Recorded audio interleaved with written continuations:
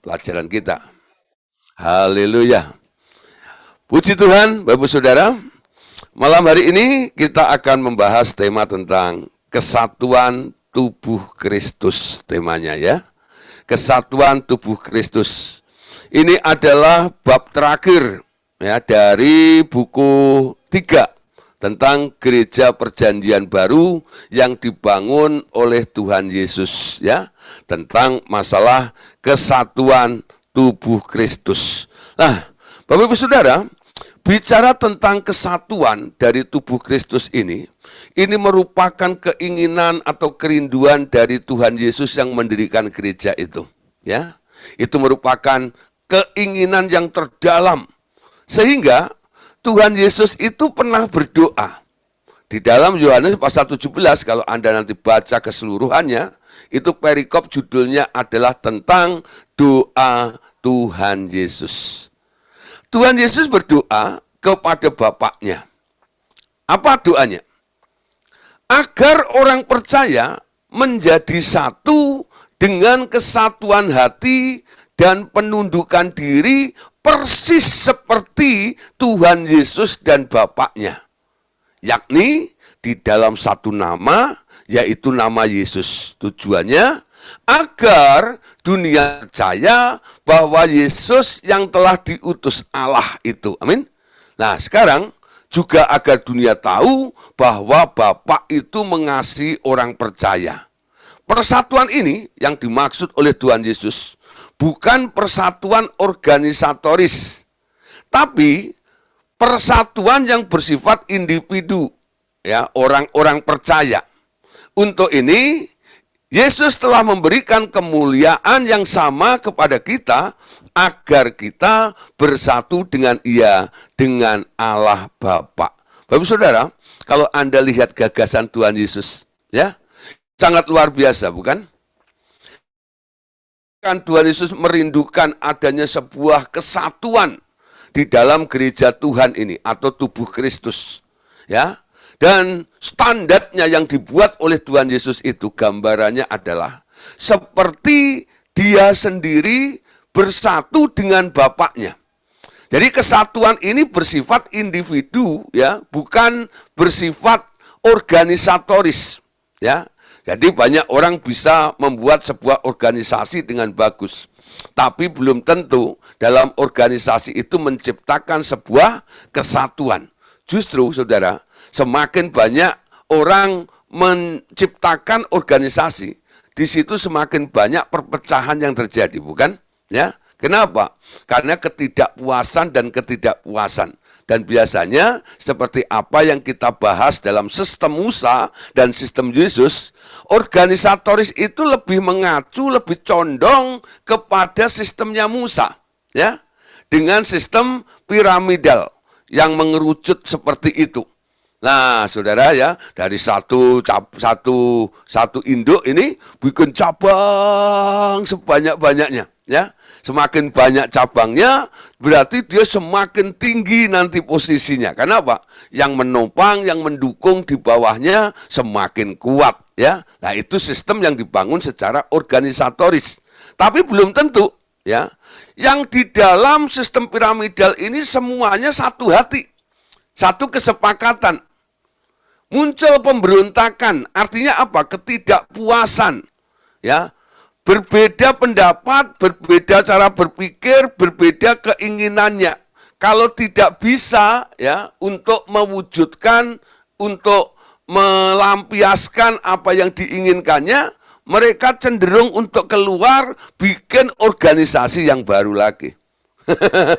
Ya, di Indonesia ini namanya sinode lebih dari 700, saudara, kalau Anda percaya, ya, lebih daripada 700. Kami pernah membuat sebuah organisasi namanya Gereja Rumah Doa Segala Bangsa dengan badan hukum, ya, itu betul-betul resmi, ya. Nah, kami sinode baru. Nomor kami ini pas di belakang, di bawahnya Tiberias. Tiberias ini di bawahnya Betani Surabaya. Ya, waktu itu nomornya 670 sekian, saya agak lupa itu.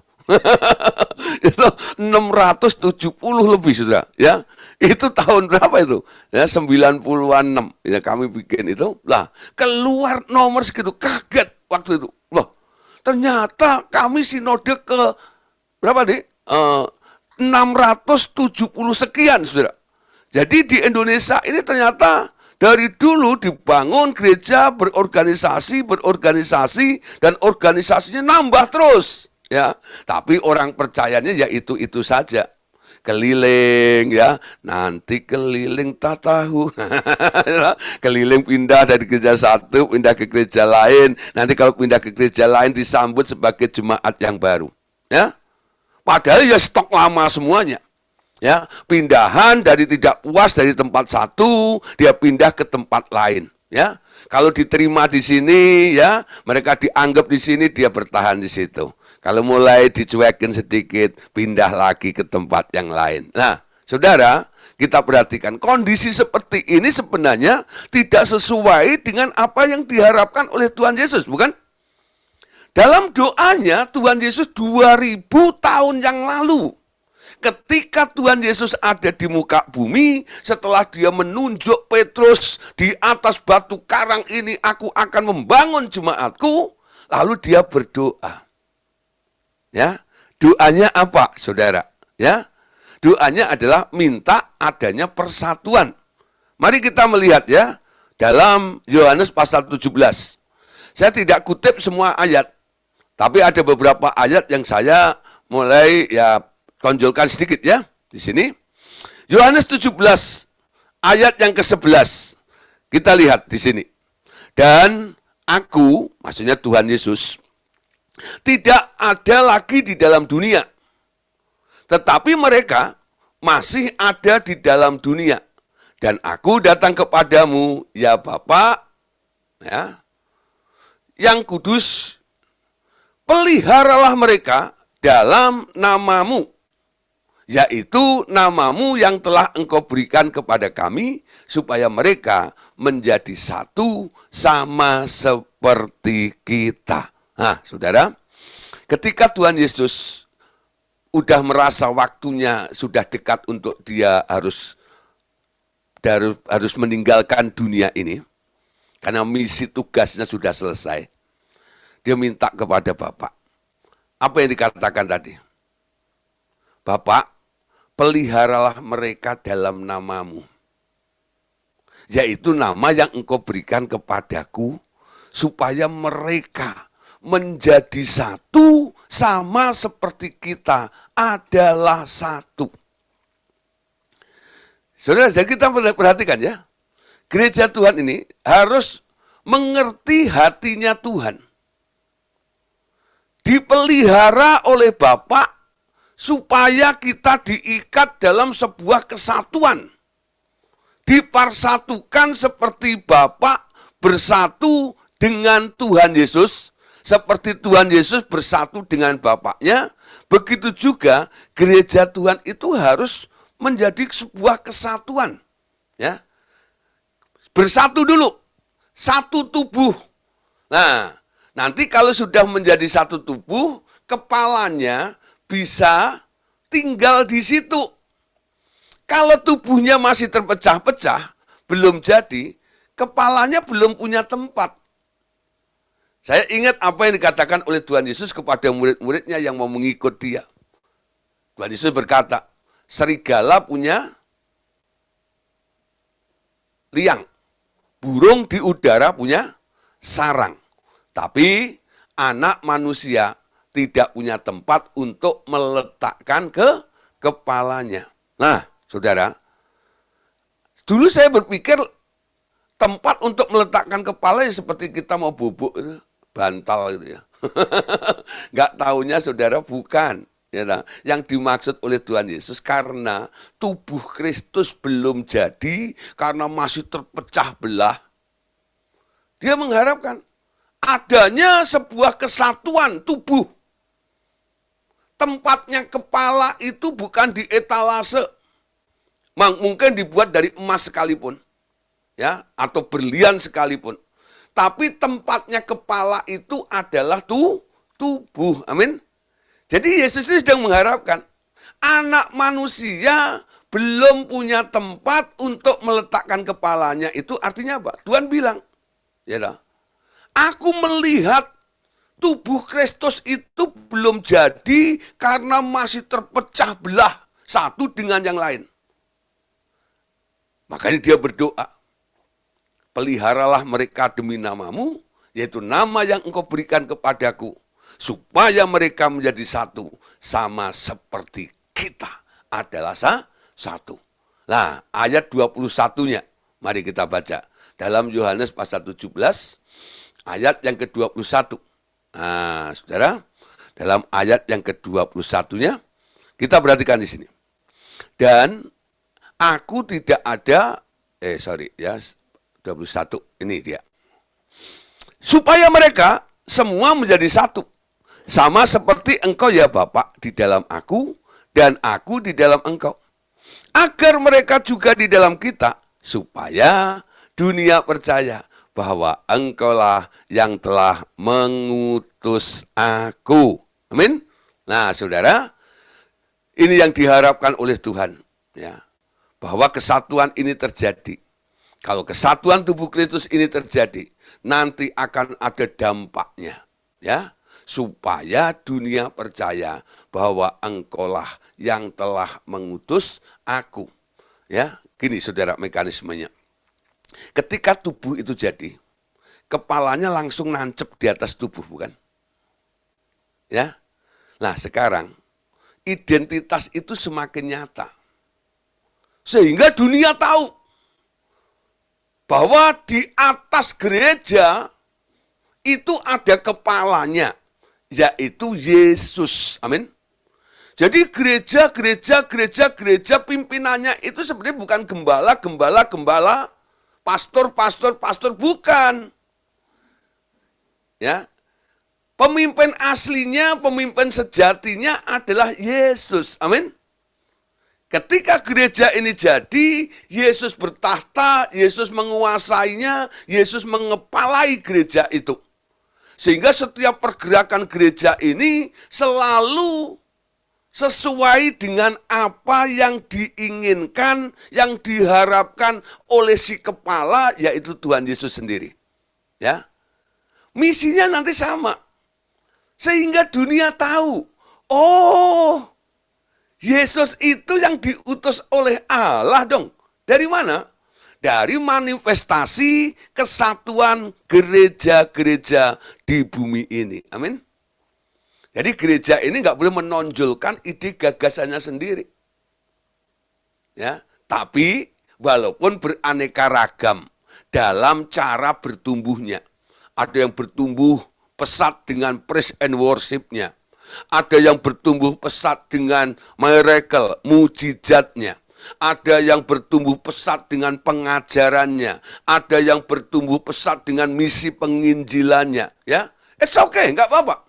Gitu nggak ya? Itu hanya bagian-bagian, ya, beberapa ragam kegiatan yang terjadi di dalam tubuh itu. Karena di dalam tubuh itu nantinya banyak anggota, betul nggak? Dengan fungsi masing-masing. Tapi, ya, semua anggota ini dengan fungsinya itu harus mendukung kepalanya, amin. Mendukung Yesus. Misinya Yesus apa? Visinya Yesus apa? Rencananya Yesus apa? Jadi yang punya visi siapa? Yang punya visi bukan gembala. Gembala-gembala yang di dunia ini. Mereka hanya membuat sebuah pergerakan, dan dari pergerakan-pergerakan ini terhimpunlah orang-orang yang ada di situ. Dalam kesatuannya mereka menyatu dengan anggota tubuh Kristus yang lain, ya. Lalu kepalanya nancep di situ, yaitu Yesus. Amin. Semuanya mulai tunduk kepada otoritas apa yang Tuhan mau lakukan di dalam gerejanya tersebut. Ayat yang ke-22, baca lagi. Yohanes 17, ayat 22. Dan aku telah memberikan kepada mereka kemuliaan yang engkau berikan kepadaku, supaya mereka menjadi satu, sama seperti kita adalah satu. Nah, saudara, Bagaimana kesatuan ini bisa terjadi? Kalau mengharapkan ya gereja Tuhan hari-hari ini bisa bersatu, itu sangat sulit sekali. Karena apa? Setiap sinode, setiap organisasi egoisnya luar biasa. Ya, egoisnya luar biasa. Nanti kalau tidak ada kesamaan sedikit, dia sudah bilang, dia bukan anggota kami, dia bukan kelompok kami. Jadi membuat sebuah organisasi yang bersifat eksklusif. Ya, kami ini seperti ini loh. Yang nggak seperti ini bukan kami. Ya, nah saudara, mereka nggak menyadari. Dengan kurangnya kesadaran seperti itu dan masih membeda-bedakan tubuh Kristus yang lain, saya jamin rencana Tuhan untuk pengen menyatukan gereja Tuhan di muka bumi ini sangat mustahil, betul nggak? Sangat sulit nantinya. Oleh sebab itu, Tuhan Yesus itu berkata, ya, apa yang dikatakan oleh Tuhan Yesus ini? Dia punya ide gagasannya untuk menyatukan gereja itu caranya hanya seperti ini. Dan aku telah memberikan kepada mereka kemuliaan yang engkau berikan kepadaku, supaya mereka menjadi satu, sama seperti kita adalah satu. Tuhan berikan kemuliaannya kepada Anda. Supaya apa? Menggeser semua yang hina di dalam hidup Anda. Amin. Lawan kata dari mulia itu kan hina. Amin. Tujuan Anda diberikan kemuliaan untuk menggantikan sesuatu yang tidak mulia di dalam diri Anda. Amin. Ya. Tuhan memberikan kemuliaan kepada gerejanya supaya menggantikan hal-hal yang kurang mulia atau tidak mulia di dalam gerejanya juga. Sama seperti itu. Jadi untuk membuang yang hina ini, Tuhan memberikan modal. Nih, aku kasih kemuliaan. Kemuliaan yang mana? Dulu, Yesus itu waktu masih ada di alam roh, waktu masih ada di dalam surga, sebelum diturunkan ke bumi, Bapaknya telah memberikan kemuliaannya kepada si anak ini. Dan ketika dia disuruh turun ke bumi, kemuliaan itu masih ada di dalam diri si anak itu. Ya. Nah, sebelum dia naik ke sana, dia berpikir, apa yang diberikan oleh Bapakku ini, sekarang aku berikan kepada gerejaku. Yaitu kemuliaan yang telah diberikan oleh Bapak kepada Yesus, sekarang diberikan kepada Anda dan saya. Amin. Tujuannya, supaya Anda yang mendapatkan kemuliaan dari Yesus ini, sekarang boleh menjadi satu. Sama mulia dengan Bapakmu yang di surga adalah mulia. Amin. Nah, bicara tentang kemuliaan, itu bukan seperti emas yang kinclong, seperti gitu ya. Wah, bajunya bagus, bukan itu. Kemuliaan di sini lebih mengacu kepada karakter kita. Amin. Ya. Nah, unsur-unsurnya kemuliaan itu ada di dalam karakter gereja Tuhan atau anak-anak Allah, orang-orang percaya ini. Pikiran-pikiran yang hina semua digeser semuanya. Ya, roh kemuliaan itu boleh mengubah. Kalau Anda sudah diberi status sebagai orang mulia, ya, Anda mulai melakukan perkara-perkara yang mulia, bukan? Contoh begini, saudara, ya, saya bandingkan. Kalau dulu mungkin ya, Anda pernah ngalami namanya miskin, nggak punya apa-apa, mau beli apa saja itu mikir dulu, gitu ya. Kapan bisa memiliki itu? Kapan bisa makan sop kondro? Itu mikir gitu. Kenapa? Satu piring 100.000 lebih. Itu bisa buat makan 1 bulan. Nah, saudara, Anda berpikir ya, gimana ya saya bisa melakukan atau menikmati hal-hal yang mahal seperti itu? Karena Anda dalam kondisi miskin, Anda berpikir terus ya, nggak mungkin, nggak bisa, mana bisa, dan sebagainya. Ya, hanya menelan air ludah saja. Saudara ya, deket-deket cium baunya saja seperti itu. Nah, satu kali saudara ya, Anda dikasih duit nih sama Bu Eva. Kasih duit nih, tak bleki duit nih. Lah kasih duit banyak, ya mungkin puluh juta. Ya, nih, kamu pengen makan ya? Nih, kasih 10 juta. Nah, saudara, ketika Anda pegang duit 10 juta, Anda bisa beli makanan tuh enggak? Bisa, ya. Ketika Anda nggak punya duit, Anda nggak bisa beli. Ketika Anda punya duit, Anda bisa beli. Ketika status Anda masih orang berdosa, orang yang hina, yang diperbudak oleh dosa, dikuasai oleh tabiat-tabiat buruk, ya, Anda tak pernah bisa berbuat baik, bukan? Anda selalu berpikir yang buruk, Anda selalu berbuat yang jahat, Anda selalu berpikir yang hina, dan sebagainya. Amin. Tapi ketika Anda diberi roh kemuliaan oleh Tuhan Yesus, statusmu berubah. Anda bukan orang hina, tapi Anda adalah orang yang mulia. Amin. Ketika Anda punya status yang baru, sebagai orang yang mulia seperti ini, apa yang Anda pikirkan? Melakukan hal yang mulia, bukan? Karena status Anda akan mengikuti apa yang Anda pikirkan dan apa yang Anda kerjakan. Amin. Jadi Yesus itu memiliki pola. Polanya apa? Kalau orang nggak mampu dituntut sampai kapanpun, nggak akan bisa melakukannya. Makanya sama Tuhan Yesus diberi modalnya dulu, nanti kalau sudah ada modalnya, baru diarahkan, dibimbing ke arah yang baik, dia bisa lakukan. Kenapa? Dia punya potensi, dia punya kekuatannya. Dia bisa melakukannya. Gak heran Yesus bilang gini, Bapak, aku telah memberikan kemuliaan yang kau berikan kepadaku, kepada mereka.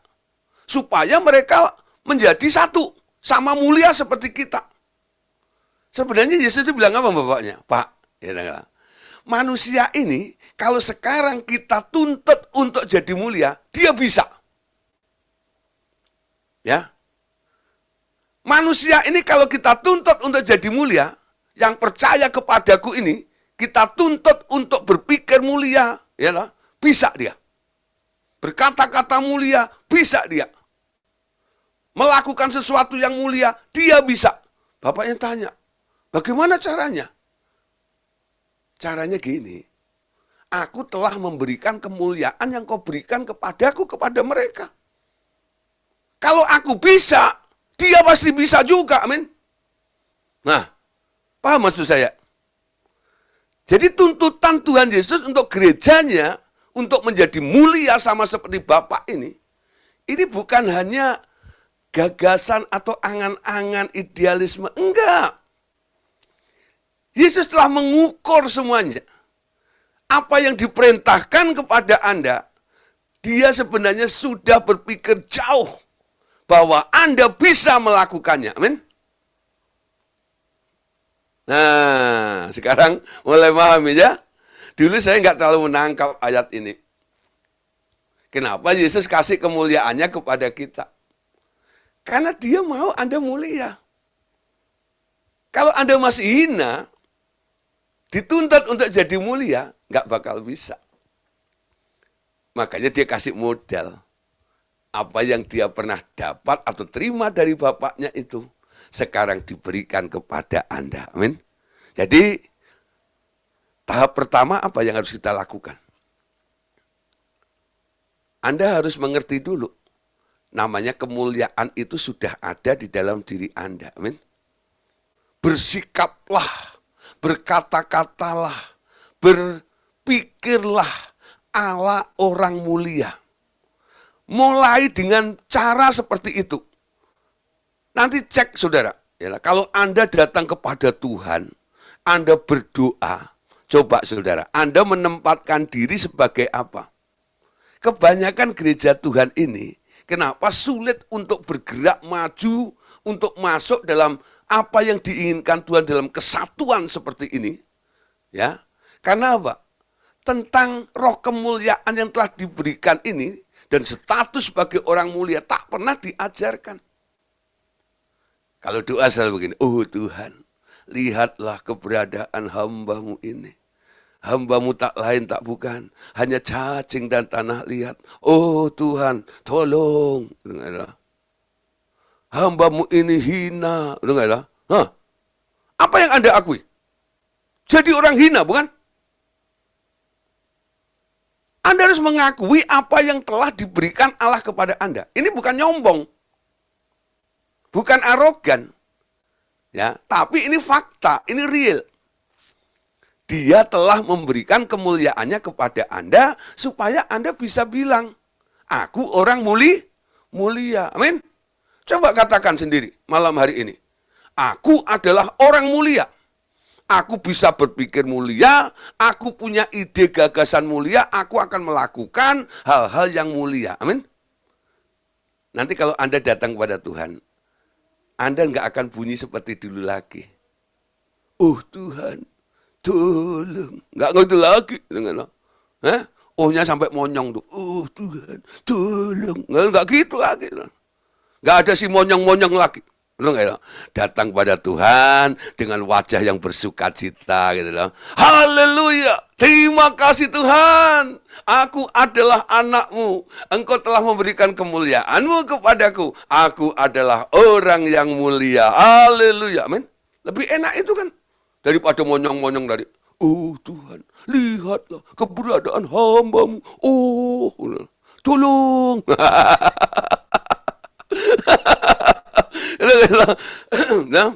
Nah, saudara, sekarang mulai menangkap ya. Mungkin Anda geli atau ketawa sendiri. Iya ya, seperti itu memang saya lakukan. Ya, nggak apa-apa saudara. Ya, tapi malam hari ini saya harap dengan pengertian ini kita mulai berubah. Amin. Ya, coba ubah sikap Anda di hadapan Tuhan. Hargai apa yang telah dilakukan oleh Tuhan Yesus kepada kita. Dia telah memberikan kemuliaannya kepada kita supaya kita sama mulia, sama seperti Bapa di surga mulia. Amin. Yang masih berpikiran hina, mulai ya berubah malam hari ini. Amin. Nah, saudara, sekarang ayat 23 dari Yohanes pasal 17. Aku di dalam mereka, dan engkau di dalam aku. Supaya mereka sempurna menjadi satu, agar dunia tahu bahwa engkau yang telah mengutus aku, dan bahwa engkau mengasihi mereka sama seperti engkau mengasihi aku. Nah, saudara, perubahan daripada gereja Tuhan yang mulia ini, awalnya supaya dunia tahu bahwa aku diutus oleh Allah, betul enggak? Tentang Yesusnya dikenal. Ayat yang ke-23 ini, supaya Bapa yang di surga itu juga dikenal oleh dunia. Bahwa ada yang namanya Allah Bapa, ya, yang telah mengutus Yesus. Amin. Gereja itu harus memperkenalkan dua pribadi ini loh. Tentang Yesus dan tentang Bapa itu. Nah, itu ciri gereja. Di dalam gereja ini apapun kegiatannya, apapun cara ibadahnya yang dilakukannya, harus bisa memperkenalkan kepada dunia bahwa Yesus yang diutus oleh Allah Bapa dan Bapa lah yang mengutus Yesus itu ke dunia. Amin. Nah, saudara, sekarang kita harus sehati. Kita harus sepikir, satu tubuh, satu kesatuan. Amin. Nah, kesatuan apa yang diharapkan oleh Tuhan terjadi atas tubuh Kristus ini, yaitu kesatuan roh. Masalah kesatuan akan tercapai bila terjadi pertumbuhan iman dan pengetahuan yang benar tentang anak Allah. Dan masing-masing berusaha memelihara kesatuan itu dengan ikatan damai sejahtera. Amin. Ya. Jadi masalah kesatuan ini akan tercapai kalau terjadi pertumbuhan. Pertumbuhan apa? Pertama, pertumbuhan iman. Ya, imannya harus ditingkatkan. Semakin percaya, percaya, percaya, dan percaya. Amin. Nah, sampai sama seperti Yesus berkata, manusia bukan hidup dari roti saja, tapi dari setiap perkataan yang keluar dari mulutnya Allah. Aku hidup bukan karena melihat, tapi aku hidup karena percaya. Amin. Nah, saudara, kalau Anda ada yang membaca di Facebook saya, ya, di situ ada ya artikel yang saya post di situ tentang murid Musa dan murid Yesus, udah enggak ya? Versus murid Yesus, udah enggak? Nah, apa yang terjadi? Murid Musa itu dia melihat, walaupun sudah melihat tapi enggak percaya. Tapi murid Yesus itu beda, saudara. Ya enggak? Murid Yesus itu walaupun tidak melihat, tapi dia mendengar dan percaya. Karena iman itu timbul dari pendengaran. Amin. Bukan karena melihat. Hidupku itu bukan karena melihat, tapi karena mendengar, maka aku percaya. Pertumbuhan iman Anda terus seperti itu. Makanya setiap pagi, Anda mulai berdoa. Ya, Tuhan, Bapa, beri aku telinga seorang murid. Amin. Jangan drill surga dengan kebutuhanmu terus. Bapak surgawi, lihatlah keberadaan hambamu ini. Aku butuh bayar utang. Aku butuh ini. Aku butuh itu. Ya, surga itu didrill dengan tembakan seperti itu. Dengan kebutuhan-kebutuhan Anda. Coba saudara, pagi-pagi Anda mulai ambil waktu teduh, amin. Dan mulai berkata kepada Bapak, Bapak surgawi, beri aku telinga seorang murid. Aku mau dengar. Bicaralah, ya lah. Nah, mulai tangkap apa yang Tuhan mau sampaikan kepada Anda.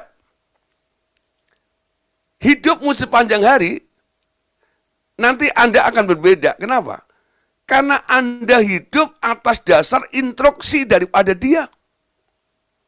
Ya, bukan tuntutanmu kepada Tuhan. Ada orang yang melibatkan Tuhan dalam bentuk tuntutan. Aku tuntut Tuhan, aku tuntut Tuhan. Ya, klaim. Seperti itu aja. Ya, nah, tapi melibatkan Tuhan di sini adalah menjadikan Dia adalah sebagai raja di dalam hidup Anda, yang berdaulat di dalam hidupmu, Dia yang mengendalikan seluruh kehidupan Anda. Nanti Anda akan bertumbuh dalam iman. Semakin hari, Anda akan semakin percaya kepada Tuhan. Amin. Dasar kepercayaanmu itu apa? Tuhan, aku percaya kalau Engkau telah menyembuhkan aku. Nah, Tuhan, aku percaya kalau gini, kalau gitu. Banyak persyaratannya. Sampai suatu hari Anda katakan, Tuhan, aku tetap percaya. Walaupun semuanya tidak berubah. Bukan berarti tidak berubah. Pasti akan berubah. Hari ini saja belum berubah. Amin. Itu pikiran orang beriman. Amin. Iman itu mempercayai, tak tidak pernah pengaruhi oleh situasi dan kondisi. Amin. Kalau Anda berdoa, lalu dijawab oleh Tuhan, Anda baru bilang, aku percaya Tuhan itu baik. Enggak? Kalau Anda berdoa dan Tuhan belum menjawab, bukan tidak menjawab ya, belum menjawab, apakah Anda tetap bisa bilang Tuhan itu baik? Kalau Anda baru percaya atau bilang Tuhan itu baik, saat Anda mengalami mujizat perubahan dalam hidup Anda. Nah, saudara, imanmu sebenarnya hanya berdasarkan situasi saja. Orang percaya, orang beriman kepada Tuhan itu, ya, tidak dipengaruhi oleh situasi. Ditolong, tidak ditolong, aku tetap percaya. Amin. Nah, tuntutannya hilang. Kalau tuntutannya hilang, hubunganmu dengan Tuhan itu dasarnya adalah kasih. Amin. Di dalam iman itu harus tetap terkait yang mengikat Anda, kenapa kamu tetap percaya kepada Tuhan? Karena aku mengasihi dia. Bukan karena aku ditolong oleh dia. Amin. Beda, saudara. Kalau hanya diajar Tuhan itu dahsyat, Tuhan itu baik, itu enggak ya? Tuhan itu berkuasa. Nah, saudara, orang-orang yang hanya diajar tentang power seperti itu, wah, saudara, ya, imannya hanya berdasarkan bukti mujizat yang dia alami dengan Tuhan. Amin. Pertumbuhan dalam iman itu harus sama. Amin. Dasar iman Anda, percaya Anda kepada Tuhan itu adalah karena saya mengasihi Tuhan. Amin. Bukan karena mujizat. Bukan karena mujizat. Hatiku percaya. Hatiku percaya. Hatiku percaya. Selalu ku percaya. Amin. Saat apa? Saat nggak melihat jalan. Ya. Saat penyakitmu belum sembuh. Saat pertolongan belum tiba. Anda tetap berkata, aku percaya, tetap percaya. Amin. Nah, kepercayaanku tidak akan berubah karena situasi. Ya. Nah, saudara, yang kedua. Pengetahuan yang benar tentang anak Allah. Bagaimana pengenalan Anda tentang anak Allah, yaitu Tuhan Yesus? Nah, ini penting. Ya. Anda harus tahu, mengenal dia. Bukan sekedar tahu tentang Yesus. Tapi kenal Yesus. Amin. Tahu dan kenal itu beda. Orang nggak percaya kepada Tuhan Yesus, dia tahu tentang Yesus. Banyak Alkitab menulis ya, orang-orang, oh aku tahu Yesus orang Nazaret itu kan, tapi dia nggak percaya. Ya, tapi sekarang ya, orang yang mengenal Yesus itu karena dia dekat, karena dia punya relationship, karena dia punya hubungan dengan Yesus. Amin. Dia sering bercakap-cakap, dia sering chatting dengan dia. Makanya dia kenal. Kalau Anda kenal dengan seseorang, ya, Anda akan aman, Anda akan damai, ya, di dekat orang itu. Walaupun orang lain itu ngomong apa saja tentang orang itu, ya, yang mungkin buruk-buruk, yang jahat-jahat, dan yang negatif-negatif. Tapi karena Anda kenal dengan orang itu, Anda lebih percaya orang itu daripada berita yang Anda dengar. Amin. Pengenalan tentang anak Allah. Nah, terus peliharalah kesatuan dengan ikatan damai sejahtera. Amin.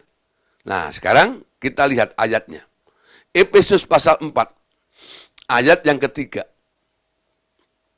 Efesus pasal 4, ayat 3.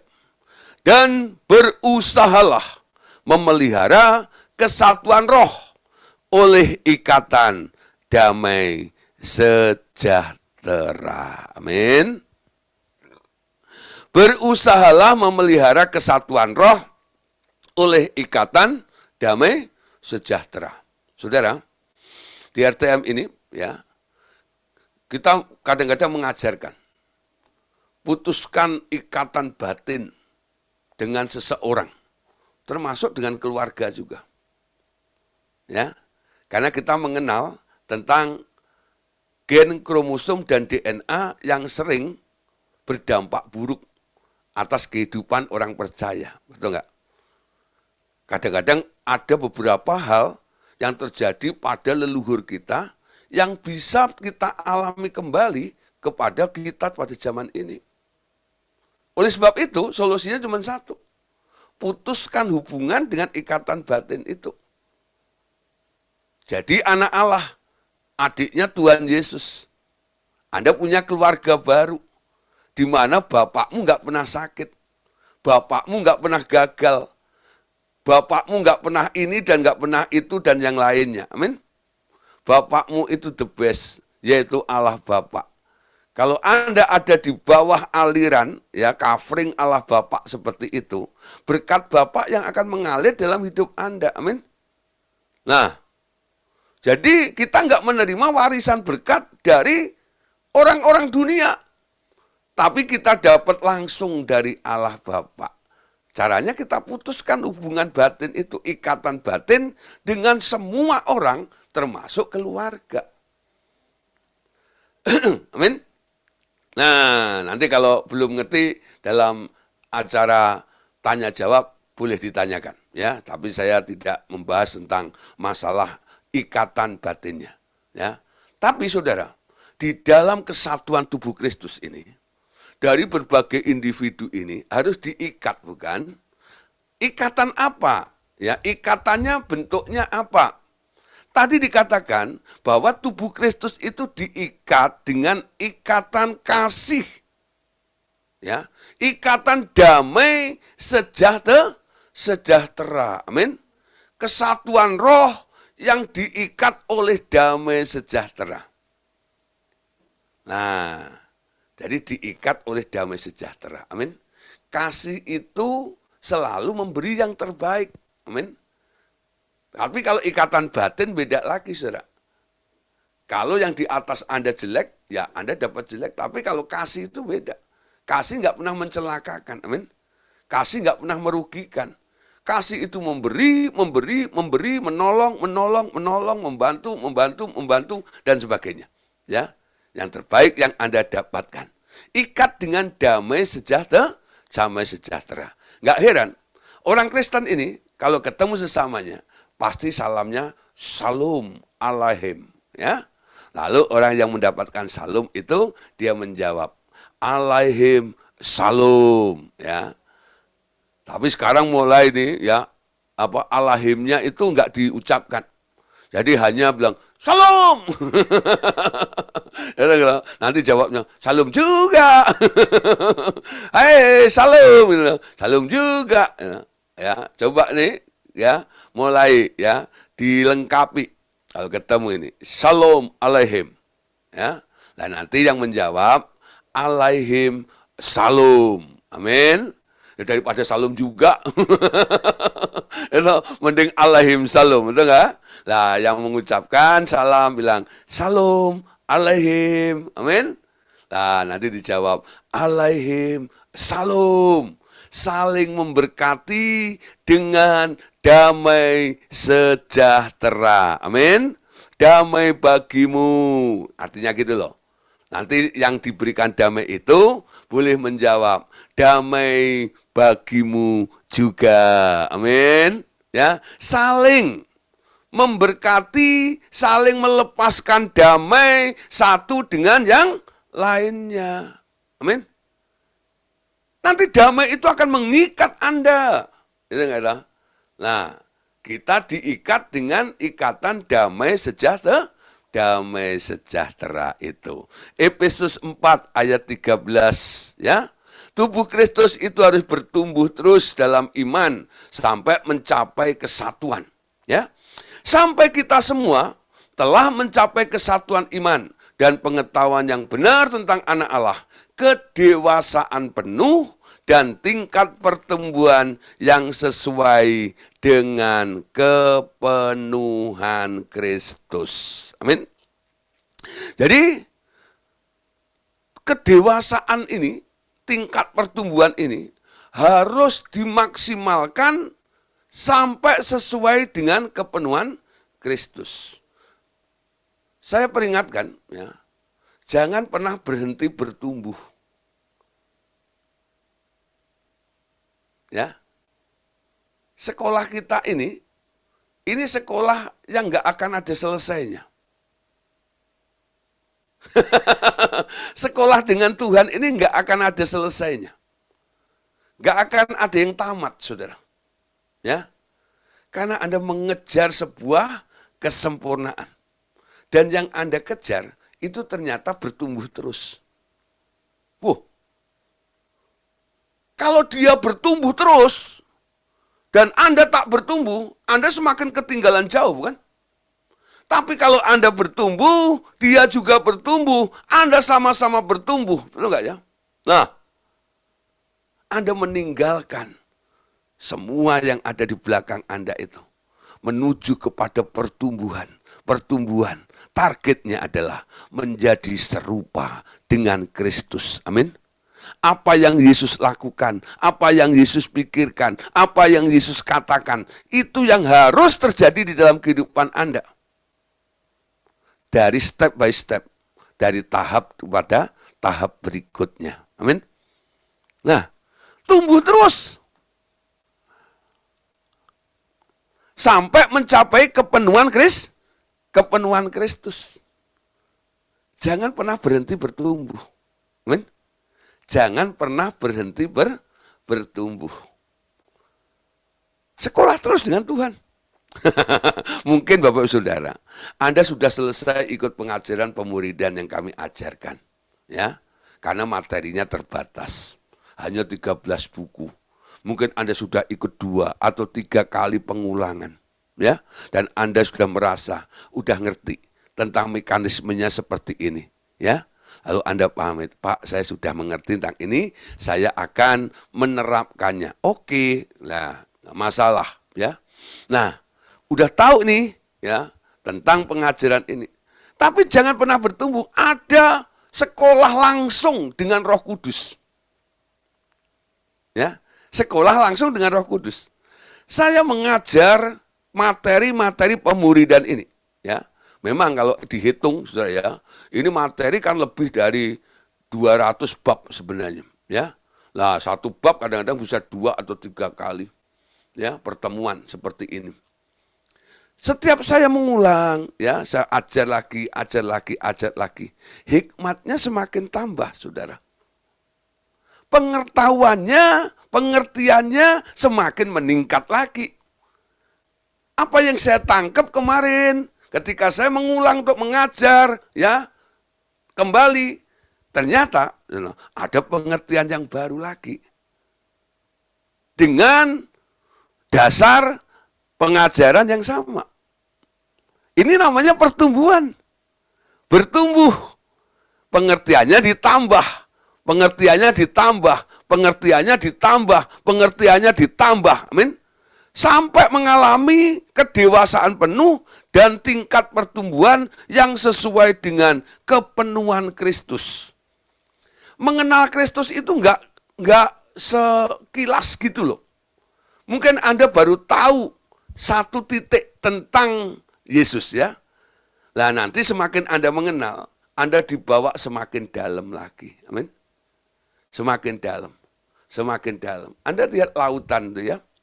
Semakin Anda ke bawah menyelam, nanti isi lautan itu beda. Ikan-ikan yang di atas sama ikan-ikan yang di dalam itu jenisnya berbeda. Amin. Ikan yang di atas itu, ya, ikan murahan. Tapi ikan yang di dalam laut itu ikan yang mahal. Amin. Tanya nelayan. Tanya orang yang ngerti tentang ikan. Dulu ada murid, ya, Pak Tejo namanya. Nah, dia punya kapal. Ada beberapa kapal yang buat cari ikan. Dia sering cerita tentang perikanan pada saya. You know.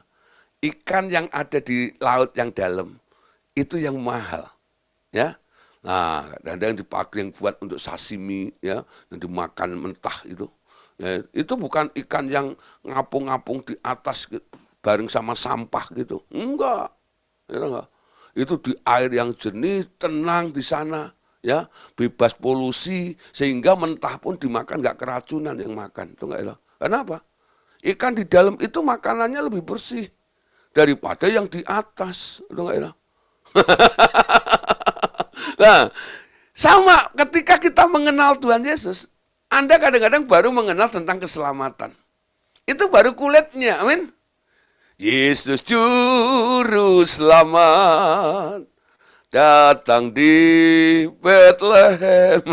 Baru Natal tok itu, ya toh? Nah, jadi pokoknya kalau dengar kata Yesus, selalu Yesus itu hanya identik dengan juru selamat, itu enggak ya? Tapi ketika Anda mengenal Yesus lebih dalam, apakah Yesus hanya sekedar juru selamat? Tidak, betul nggak ya? Semakin Anda kagum dengan dia, semakin Anda ngerti tentang dia, tentang Yesus itu. Nah, pengenalan pertumbuhan itu terus dibangun. Betul nggak ya? Dibangun terus. Nah, melalui apa? Kesatuan. Bagaimana supaya jemaat Tuhan ini bertumbuh dalam kedewasaan pengetahuan yang benar tentang Tuhan ini. Ya. Nah, oleh sebab itu, jemaat ini nggak boleh puas diri. Amin. Mengejar, mengejar, mengejar, dan mengejar mereka. Amin. Nah, saudara, untuk melengkapi gereja Tuhan, makanya ada 5 jawatan di dalam gereja itu ya. Ada rasul, ada nabi, ada penginjil, ada gembala, dan ada pengajar.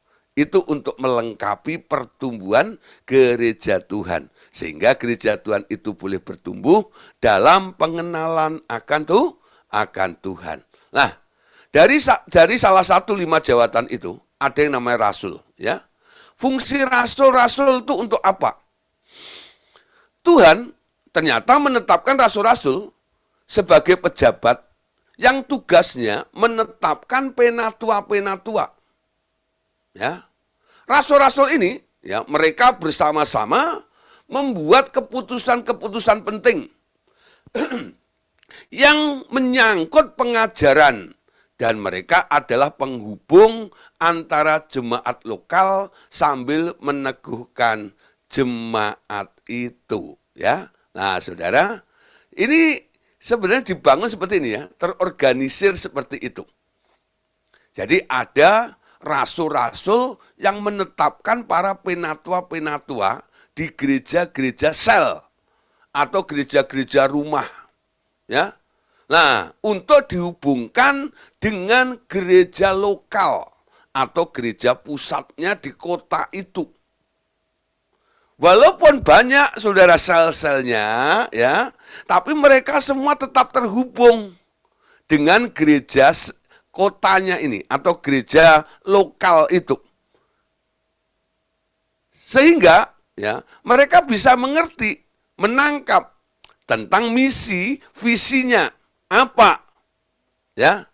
Nah, setelah itu juga mereka ada penundukan diri satu dengan yang lainnya. Ya, jadi tugas rasul-rasul ini adalah menetapkan, menentukan siapa yang pantas jadi penatua. Ya, nah kalau kita ini di Revival Total Ministry karena kita bukan gereja, ya, kita ini kan yayasan, ya. Nah, saudara, kita ada badan hukum juga. Nah, lalu ada juga nih, ya, cabang-cabang yang ada di kota-kota lain, ya. Nah, kadang-kadang ya kita bermusyawarah nih untuk menetapkan orang-orang yang pantas untuk menjadi koordinator, mama, atau ketua kota, RTM, di mana, ya. Nah, sebenarnya tidak boleh ditetapkan sepintas saja. Harus dicek betul, ya. Nah, keadaannya, kondisinya, ya, pribadinya. Nah, terus habis itu baru dimusyawarahkan, ya, baru ditetapkan oleh para rasul ini, ya, para rasul ini.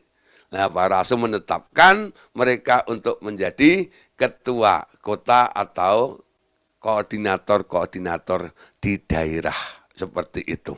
Nah, kita baca ya, Kisah pasal 6 ayat 6. Ini yang dilakukan.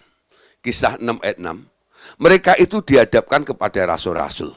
Lalu rasul-rasul itu pun berdoa dan meletakkan tangan atas mereka. Ya, jadi kandidat atau calon pemimpin itu dihadapkan dulu atau diusulkan, istilahnya ya, diusulkan. Ini ada orang potensi di daerah itu, ya.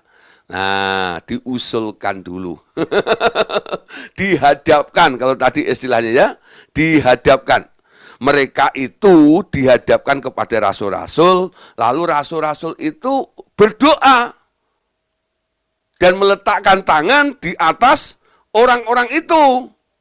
Ya, nah kalau orangnya nggak dibawa, hanya namanya saja dilaporkan, ya nama itu yang didoakan dulu. Didoakan dulu. Jadi jawaban pertama, oke, kita terima. Kita doain dulu ya tentang orang ini. Ya, Tuhan pilih atau tidak. Bagus sekali nih, ya. Nah, lanjut lagi, ya. Setelah didoakan, apa ini? Maka ayat yang ke-16, Kisah 15 ayat 16, ya. Maka bersidanglah rasul-rasul, ya, dan penatua-penatua untuk membicarakan soal itu. Lah, saudara, ada musyawarah mufakat, ya. Nah, didoakan lalu dibicarakan, ya, dibicarakan itu. Nah, terus 15 ayat 22 sampai ayat yang ke-23. Nah, ini jemaat mula-mula ini menjadi contoh yang baik, ya. Maka rasul-rasul dan penatua-penatua beserta seluruh jemaat itu mengambil keputusan untuk memilih dari antara mereka beberapa orang yang akan diutus ke Antiokhia bersama-sama dengan Paulus dan Barnabas, yaitu Yudas yang disebut Barsabas dan Silas. Keduanya adalah orang-orang terpandang di antara saudara-saudara itu. Kepada mereka diserahkan surat yang bunyinya, salam dari rasul-rasul dan penatua-penatua dari saudara-saudaramu kepada saudara-saudara di Antiokhia, Syria, Kilikia yang berasal dari bangsa-bangsa lain. Nah, saudara, dalam pengutusan juga, ya, mereka didoain dulu, dipilih, ya, lalu diutus, dikasih surat. Surat, ya. Nah, surat ini dibawa mereka, ya, dengan salam itu mereka terhubung, ya, terhubung. Ya, semua kegiatannya ini terhubung sekali. Ini bagus sekali, ya. Nah, saudara, Kisah 16 ayat 4. Nah, kita baca dekat. Kisah 16 ayat 4.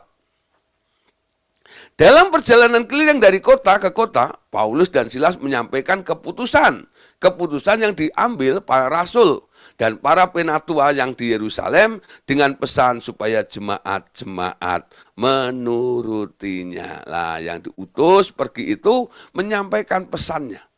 Pesan rasul-rasul yang telah bermufakat, yang telah berdoa di pusatnya itu tadi. Ya, memberikan pesan pada mereka dan mulai menasihati jemaat-jemaat yang ada di daerah-daerah ini untuk mentaatinya. Ya, untuk mentaatinya, ya. Nah, pasal 15 ayat 40 sampai 41, ya. Ya, ini. Tetapi Paulus memilih Silas dan sudah diserahkan oleh saudara-saudara itu kepada kasih karunia. Tuhan berangkatlah ia mengelilingi Syria dan Kilikia sambil meneguhkan jemaat-jemaat di situ. Nah, Bapak Saudara, Anda tahu ya kenapa di sini langsung dipotong saja ayat itu, kenapa Paulus memilih Silas? Karena ada perselisihan pendapat antara Barnabas, ya. Nah, Barnabas memihak Markus. Nah, si Paulusnya dia memilih Silas untuk menjadi rekan kerjanya. Dan itu pun disepakati oleh rasul-rasul yang ada di Yerusalem. Lalu Silas sama Paulus diizinkan untuk menjadi teamwork yang baru. Awalnya mereka kan berdoa nih, ya. Roh Kudus bilang, pilih Barnabas dan Saulus, utus dia. Ya, lah terjadi perselisihan, lalu diputuskan, diselesaikan persoalan itu. Akhirnya Paulus yang memilih Silas untuk menjadi rekan kerjanya, disetujui oleh para rasul itu, diutus lagi oleh si rasul-rasul ini. Itu tugasnya para rasul. Ya, jadi para rasul ini mengutus, mengatur siklus daripada pelayanan para penatua-penatua, hamba-hamba Tuhan di dalam gereja mula-mula kala itu. Ya, jadi ini bagus sekali, saudara. Ya, nah, saudara, sekarang kita lihat. Ya, Itu fungsinya rasul. Tapi selain rasul kan masih ada jabatan-jabatan yang lainnya, ya. Oke, sekarang kita lihat fungsi daripada 5 jabatan di dalam tubuh Kristus itu apa. Selain rasul-rasul, ternyata Tuhan memberikan jabatan-jabatan lain yang berfungsi, ya, untuk menumbuhkan jemaat sampai tingkat pertumbuhannya sampai sama, ya, mencapai tingkat pertumbuhan seperti Tuhan Yesus. Efesus 4, 11-14. Ayat ini sering kita baca, ya. Dan ialah yang memberikan hak baik rasul-rasul maupun nabi-nabi, baik pemberita-pemberita Injil maupun gembala-gembala dan pengajar-pengajar untuk memperlengkapi orang-orang kudus bagi pekerjaan pelayanan, bagi pembangunan tubuh Kristus sampai kita semua telah mencapai kesatuan iman dan pengetahuan yang benar tentang anak Allah, kedewasaan penuh dan tingkat pertumbuhan yang sesuai dengan kepenuhan Kristus, sehingga kita bukan lagi anak-anak yang diombang-ambingkan oleh rupa-rupa angin pengajaran, oleh permainan palsu manusia dalam kelicikan mereka yang menyesatkan, tetapi dengan teguh berpegang kepada kebenaran di dalam kasih kita bertumbuh di dalam segala hal ke arah Dia, Kristus yang adalah kepala. Jadi tugas daripada 5 jabatan itu memperlengkapi, ya, semuanya untuk memperlengkapi. Oke, saudara, ya. Sekarang kita lihat tentang satu tubuh. Satu tubuh. Nah, ini merupakan kerinduan luar biasa. Satu tubuh. Kesadaran bahwa kita dibaptis dalam satu nama, yaitu nama Yesus, dan menikmati Roh Kudus yang sama, mempersatukan kita dalam satu tubuh, yaitu tubuh Kristus. Kasih, damai sejahtera, menghormati tugas masing-masing dan melayani bersama-sama agar seluruh tubuh Kristus itu nantinya terbangun dengan sempurna. Amin. Nah, saudara, ini merupakan hal yang harus disadari, bahwa Anda telah dibaptis dalam satu nama, yaitu nama Yesus, betul enggak? Anda menikmati persekutuan dengan Roh Kudus, Roh yang sama yang ada di dalam diri kita ini. Nah, baptisan persekutuan dengan Roh Kudus itu hendaknya bisa menjadi alasan untuk mempersatukan kita menjadi satu tubuh. Dalam sebuah retret, saudara, ya. Lalu panitianya bilang sama saya, ya, karena saya pembicara terakhir, saya bilang, Pak, untuk closingnya ini bisa enggak, Pak, berdoa untuk unity, ya, sebuah kesatuan, ya, bagi kami ini. Oke, ya, karena jumlahnya enggak terlalu banyak, hanya sekitar 40 orang yang retret itu. Nah, lalu saya suruh keluar dari bangku semuanya, lalu maju, ya, ke tempat dekat podium seperti itu. Nah, gandengan tangan semuanya, ya. Lalu saya masuk dalam lingkaran itu. Nah, saya ajak mereka nyanyi. Satukan kami, ya Tuhan, bersama dengan, ya, tali yang tak putus. Satukan kami, ya Tuhan, bersama dengan kasih sempurna.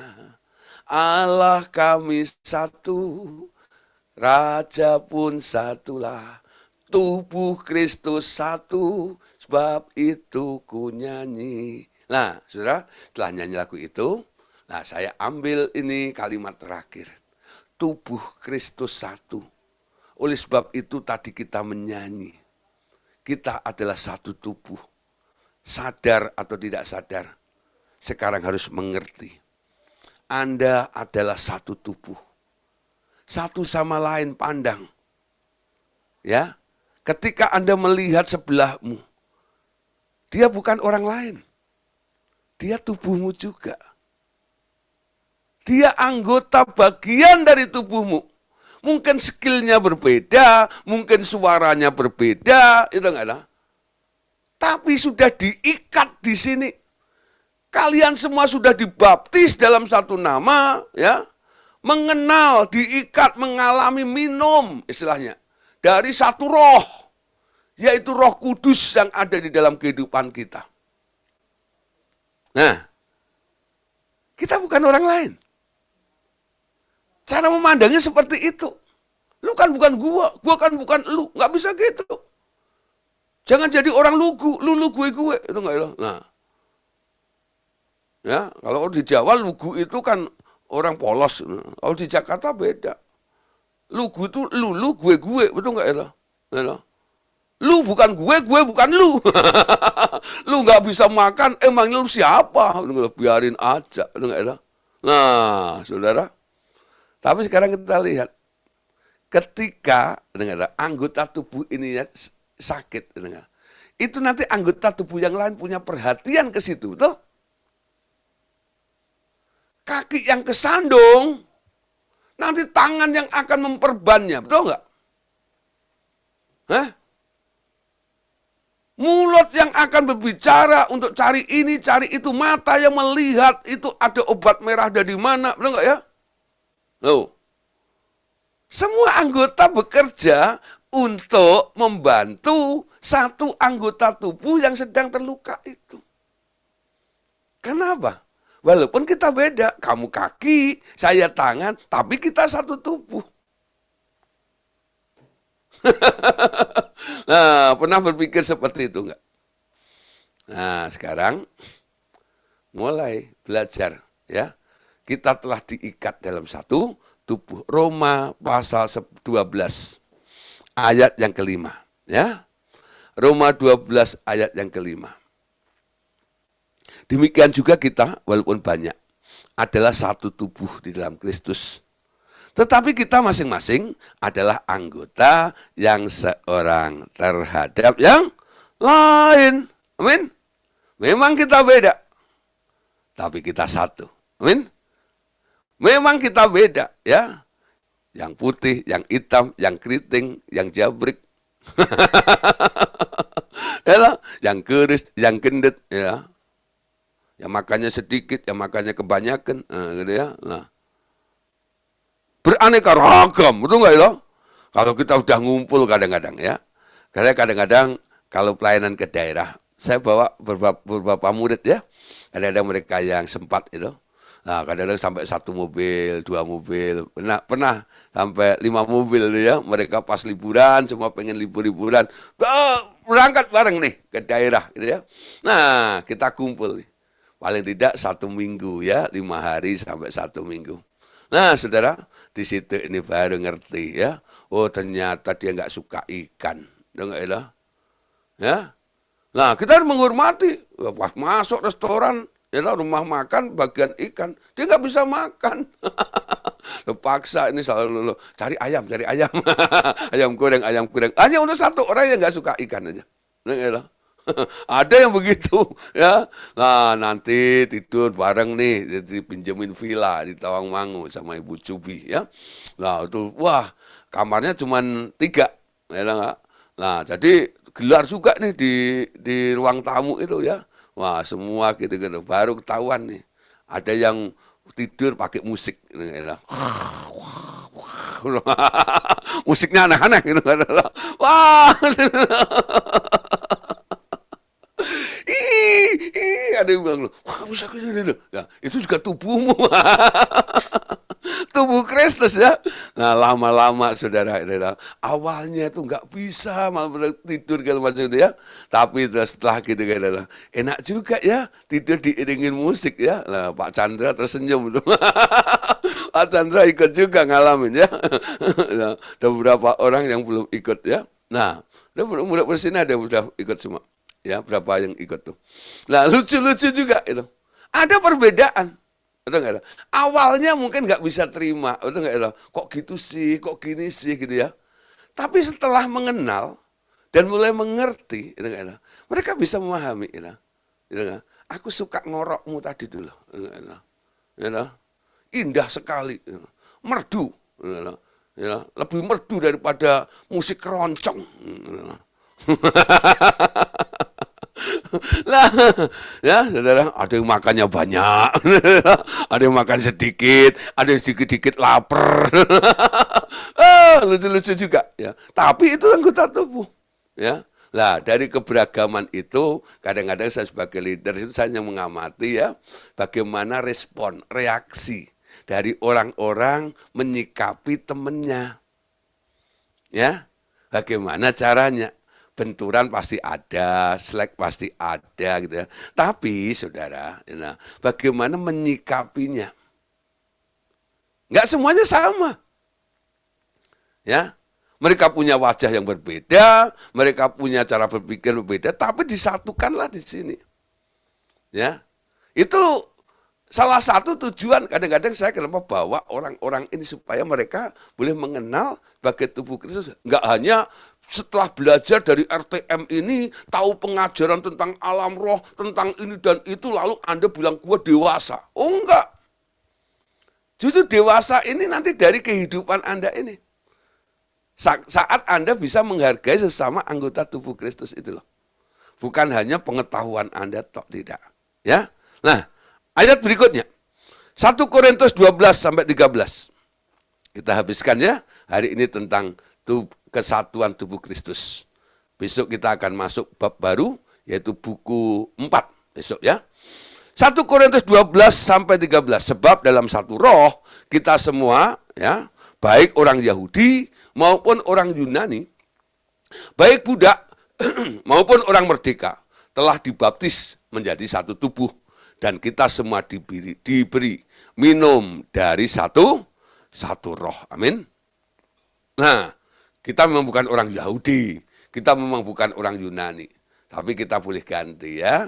Nah, kita ya walaupun kita ada yang orang Batak, ya, orang Sumatera, ada orang Jawa, ada orang Cina, ya, ada orang Jepang di sini, ada orang Papua, ya, dengan berbagai macam karakteristik Anda dan warna kulit kita dan model rambut kita, ya. Tapi sekarang kita harus tahu, kita dikumpulkan di sini, kita satu tubuh, amin. Kita adalah tubuh Kristus karena kita diberi minum dari minum yang sama, satu roh, yaitu ibu kita yang memberi minum kita. Kita minum dari satu roh, yaitu dari ibu Roh Kudus. Amin. Dia yang mensuplai dalam kehidupan kita ini. Nah, saudara, ayat berikutnya. Efesus 4 ayat 16. Efesus 4 ayat 16.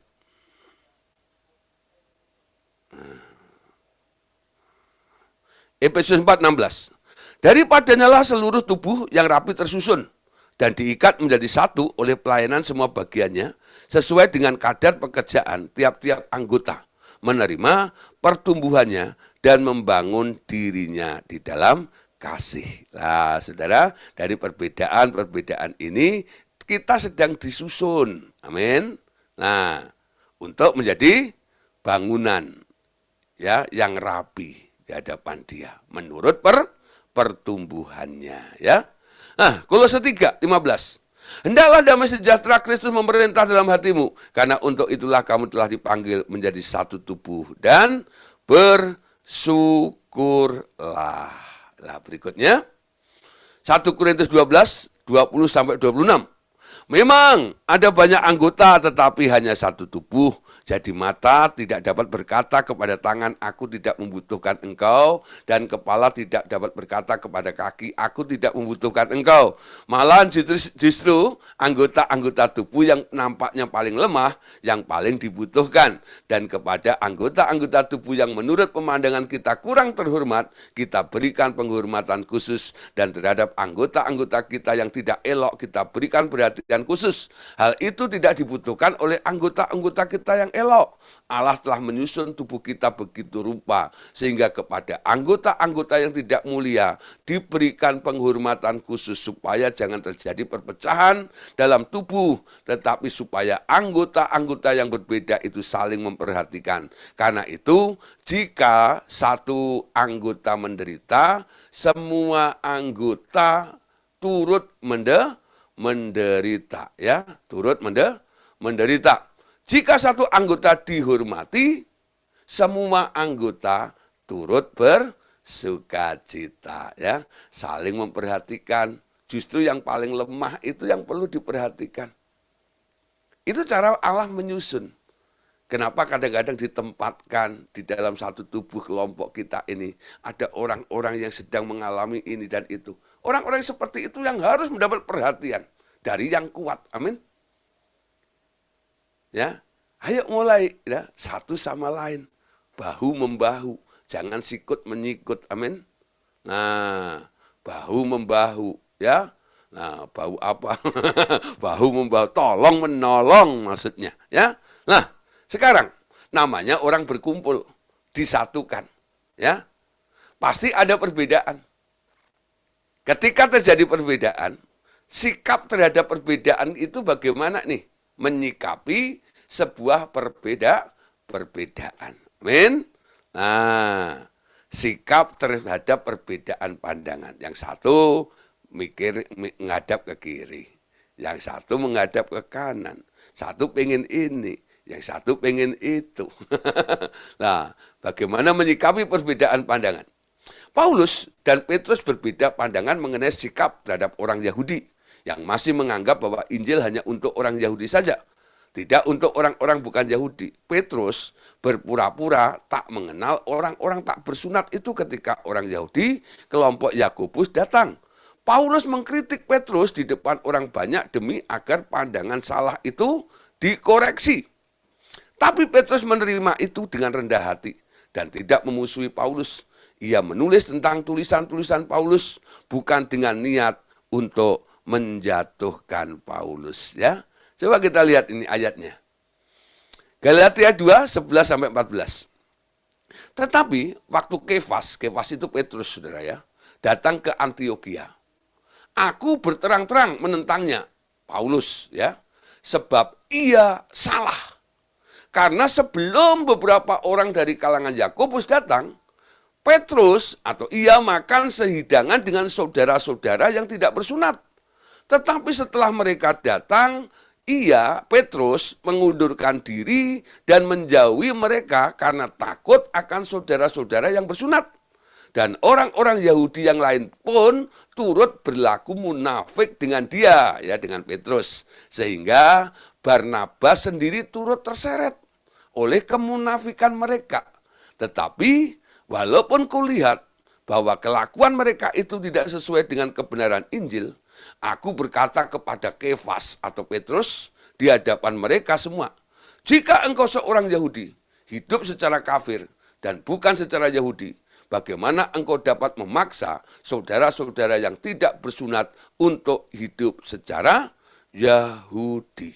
Ya, nah, saudara, jadi Paulus ini menegur Petrus. Karena Petrus ini nggak gentle, ya. Dia awalnya, memang ketika dia sudah mendapat penglihatan tentang kain yang terbentang itu, ya, Petrus itu punya paham. Pahamnya apa? Bahwa Injil itu sekarang boleh diberitakan non-Yahudi. Gak heran Petrus akhirnya bergaul dengan orang non-Yahudi yang tak bersunat itu. Itu cerita latar belakangnya, ya. Nah, tapi Petrus itu kadang-kadang, ya, cara melakukannya belum terus terang. Dia masih dengan sembunyi-sembunyi. Kalau ketahuan orang-orang bersunat atau orang-orang Yahudi, dia pura-pura nggak kenal sama non-Yahudi itu. Ketika Paulus melihat hal seperti itu, Paulus melihat ini nggak benar nih, ya nggak lah. Ya, jadi di pandangan Paulus ini, Petrus itu munafik. Ditegur sama dia, ya. Tapi negurnya dengan kasih. Ketika ditegur dengan kasih seperti itu, Petrusnya tidak marah. Petrusnya bersyukur. Petrusnya apa? Berterima kasih. Coba kita lihat. Respon Petrus ini ditulis oleh Petrus dalam suratnya, dalam 2 Petrus pasal 3 ayat yang ke-16. Ya. Hal itu dibuatnya, pasal 3, 16-18. Hal itu dibuatnya dalam semua suratnya, apabila ia berbicara tentang perkara-perkara ini. Dalam surat-suratnya itu ada hal-hal yang kurang atau sukar dipahami. Sehingga orang-orang yang tidak memahaminya dan yang tidak teguh imannya memutarbalikkannya menjadi kebinasaan mereka sendiri. Sama seperti juga mereka buat dengan tulisan-tulisan yang lain. Tetapi kamu saudara-saudaraku yang kekasih, kamu telah mengetahui hal ini sebelumnya. Karena itu waspadalah supaya kamu jangan terseret dalam kesesatan orang-orang yang tak mengenal hukum. Dan jangan kehilangan peganganmu yang teguh, tetapi bertumbuhlah dalam kasih karunia dan dalam pengenalan akan Tuhan dan Juru Selamat kita, Yesus Kristus, baginya kemuliaan sekarang sampai selama-lamanya. Pengalaman Petrus dengan Paulus ini membuat Petrus bisa berkata-kata begitu kepada murid-muridnya. Jangan sampai engkau menyeret-nyeret orang masuk kepada kebinasaan seperti apa yang pernah Petrus lakukan. Sampai dia menyeret Barnabas juga. Betul nggak? Jadi orang munafik juga di situ. Nah, saudara, teguran tadi membuat Petrus tidak marah. Dia jalan terus, bahkan dia bisa mengubah sifatnya. Amin. Nah, saudara, untuk penutup malam hari ini, nah kita akan melakukan doa dan pengakuan iman tentang kesatuan tubuh Kristus ini. Amin. Doa dan pengakuan iman tentang tubuh Kristus, ya. Nah, kesatuan tubuh Kristus pasti akan terjadi. Amin. Karena itu adalah pekerjaan Roh Kudus sendiri. Amin. Nah, ini harus kita terima dengan iman. Dan ini bukan usaha manusia. Tetapi bagian kita adalah terus berdoa bagi kesatuan itu dan kita memulainya dengan pengakuan iman. Terus menerus tentang kesatuan itu. Malam hari ini camkan, kalau Anda pengen gereja perjanjian baru, gereja yang dibangun Tuhan Yesus ini, ada di bumi ini, Anda harus mulai berdoa. Berdoa untuk gereja-gereja. Minimal gereja Anda, amin. Doa. Kalau ada suatu konflik, perpecahan, gini-gini, pandangan ini dan itu, Anda mengerti. Ya, sebenarnya rencana Tuhan itu apa? Dan apa yang harus Anda doakan. Jangan ikut konflik di situ. Ya. Anda mulai berdoa untuk gerejamu. Anda mulai berdoa untuk gereja-gereja yang lain juga. Supaya tubuh Kristus di muka bumi ini. Ya, gereja itu dipersatukan, lalu tubuh Kristus jadi di muka bumi ini. Dan mulai diakui, ya, bahwa tubuh Kristus segera terjadi. Ya, gereja-gereja mulai bersatu, satu dengan yang lainnya. Mereka semuanya satu tujuan. Melakukan apa yang Tuhan sedang pengen lakukan di muka bumi ini, ya. Ide-ide gagasan pribadi, ide-ide gagasan organisasi, semua yang bukan dari Tuhan, ya, dilenyapkan dari muka bumi ini, dari gereja-gereja Tuhan itu. Sehingga gereja hanya menjalankan agendanya Tuhan. Karena dia kepalanya, amin. Tubuhnya cuma satu, fungsinya masing-masing, ya. Nah, sekarang, lihat ayatnya. Oke. Efesus 2. Ayat yang ke-16. 14-16. Karena dialah damai sejahtera kita yang telah mempersatukan kedua pihak, yang telah merubuhkan tembok pemisah, yaitu perseteruan. Sebab dengan matinya sebagai manusia, ia telah membatalkan hukum Taurat dengan segala perintah dan ketentuannya, untuk menciptakan keduanya menjadi satu manusia baru di dalam dirinya, dan dengan itu mengadakan damai sejahtera, dan untuk memperdamaikan keduanya di dalam satu tubuh dengan Allah oleh salib, dengan melenyapkan perseteruan pada salib itu. Amin. Terjadi rekonsiliasi. Kenapa? Perdamaian terjadi. Kolose 3:14 ayat terakhir. Dan di atas semuanya itu, kenakanlah kasih sebagai pengikat yang mempersatukan dan menyempurnakan. Semua yang kita lakukan, dasarnya di sini. Kenakan kasih sebagai pengikat. Aku lakukan ini karena aku mengasihi engkau. Amin. Dan ini akan mempersatukan dan akan menyempurnakan. Amin. Ya, puji Tuhan. selesai sudah tentang kesatuan tubuh Kristus. Tuhan Yesus memberkati kita semuanya. Amin.